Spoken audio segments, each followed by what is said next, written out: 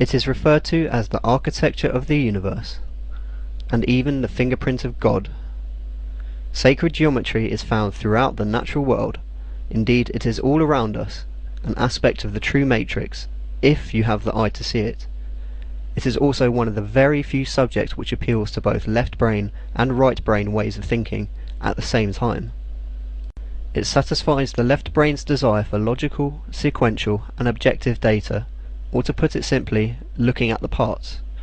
It also satisfies the right brain's desire for random, intuitive, and subjective data, the study of the whole. It is simply not possible to cover all aspects of sacred geometry.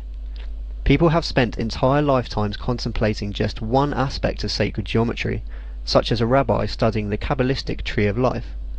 I will do my best to introduce you to the basics and hopefully inspire you to research further on your own. The only logical place to start is to show you how nature created its very first pattern. Nature can also be substituted with God or Spirit, whatever is your preferred term, it doesn't matter, as they are describing the same one reality that we all share. It is also interesting to note that Genesis in the Bible essentially describes the process I'm about to show you. However, it should be told that this wisdom was most likely taken from the ancient Egyptian mystery schools, and that it is not original to the Bible.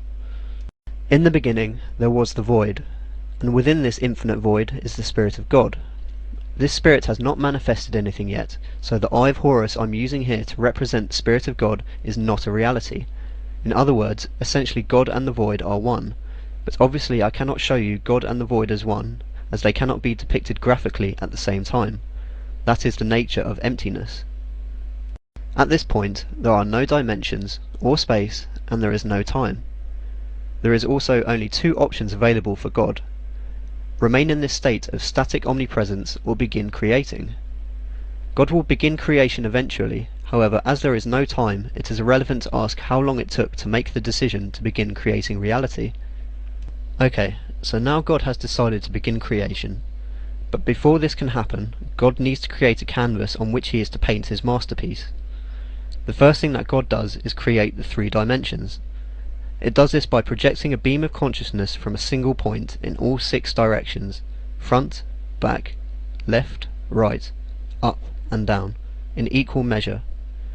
Bear in mind that the void is infinite and that distance has not been defined yet, so it does not matter how far these beams are projected from the point, it makes no difference. You must also understand that what I'm showing here graphically is not a reality. That is, the structures being created are not material in any form, they are imaginary lines, they are pure consciousness. You may need to pause or replay this video several times before the implications become apparent to you. At this point, God is halfway to creating space. In order to complete this process, it must define some boundaries, because as I mentioned before, the void is infinite, and if no boundaries are defined, then relative movements of spirits remain impossible. To define some boundaries, all God needs to do is connect the end of every point to the end of every other point. The beauty of this, and indeed the entire process itself, is that God cannot make a mistake. It is simply impossible. Once all the ends are connected, what we have is an octahedron, which if viewed from the correct perspective reveals a hexagram, also known as the Star of David. Now that some boundaries have been defined, relative movements are now possible.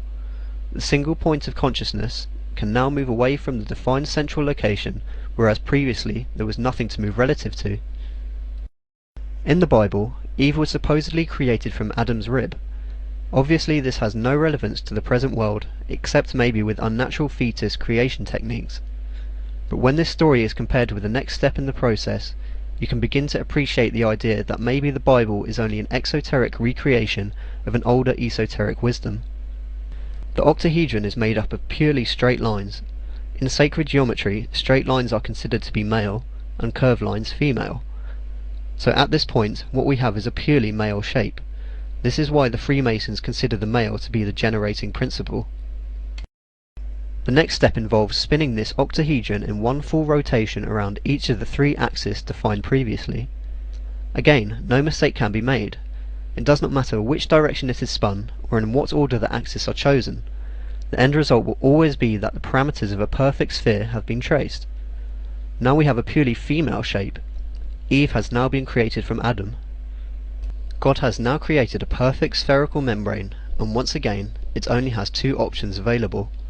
It can either remain static and explore this imaginary shape for all eternity, or it can repeat the process described thus far. The only difference is now God has a reference point, the spherical membrane, on which to repeat the process. It does not matter where Spirit chooses on the membrane to begin the process, as it is a perfect sphere, thus all points are identical to each other. It cannot make a mistake. At this point, God only knows how to do two things: projecting an octahedron and creating a spherical membrane, and moving its point of awareness to what is newly created. The next step is described in Genesis in the Bible, and thus the next process is commonly referred to as the Genesis pattern. So God moves to the surface of the newly created spherical membrane and begins projecting another identical sphere. God moved upon the face of the waters, and God said, "Let there be light." This has created a very special shape called the vesica piscis. This shape can be found twice in your own body: the appearance of the human eye behind the eyelids, and also the lens within the eye which adjusts the focus of light. The significance of this connection demonstrates both a left brain and a right brain idea, and it certainly shocked me when I was first introduced to it. Once again, God only has two options: remain static or project another sphere. To project the third sphere, God moves to what is newly created, which is this circle equator created by the two original intersecting spheres. Again, it does not matter where God chooses on this circle as the central point for the third sphere, as all points on this circle are identical.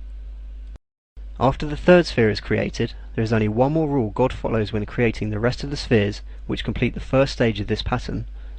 The rule is, always move to the innermost circle points before projecting another sphere.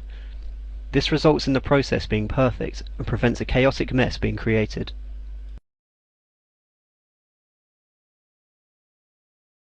At the creation of each new sphere, more and more patterns or information become available, such as the vesica piscis mentioned earlier. The patterns contained within after each new sphere is added is far too extensive to cover in detail. All that remains to be said is after 7 spheres have been created in a vortex-like motion, what we have as a result is known as the seed of life. This basic pattern lays the foundation for the creation of matter and the universe itself. It also gives rise to a shape known as a tube torus if the pattern is spun around the central point. This shape is the only one in existence that can fold upon itself. It is also composed of 7 equal segments, which can be displayed visually using the 7 colours of the visible light spectrum.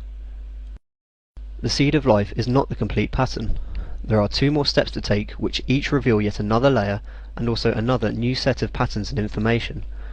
Following the rule of always move to the innermost points before projecting, God creates an additional 6 circles on top of the existing seed of life pattern. This motion is often referred to as the second vortex motion. This process is repeated once more, the third vortex motion, which finally gives rise to the next new complete pattern known as the flower of life. This pattern is found throughout the ancient world, but the oldest depiction was found at the Temple of Osiris in Egypt, etched into the granite using a process unknown to modern science. Once again, if we proceed through 2 more vortex-like motions, adding additional circles to the flower of life, eventually we reach the next new complete layer, the final layer as far as it is understood, known as the fruit of life. God has now finished creating the pattern which is used as a template for all material things. Remember, this pattern is still purely imaginary, purely consciousness at this point. I got a new soul and she feels just right. Red velvet on my skin tight. I got a new soul, who this? I got a new soul, who this? I got a new soul and he feels just like vibrations passed from past life. Little Miss Sabotage, we thick like thieves in moonlight. Little Miss Sabotage, I got a new soul, who this? I got a new soul, who this?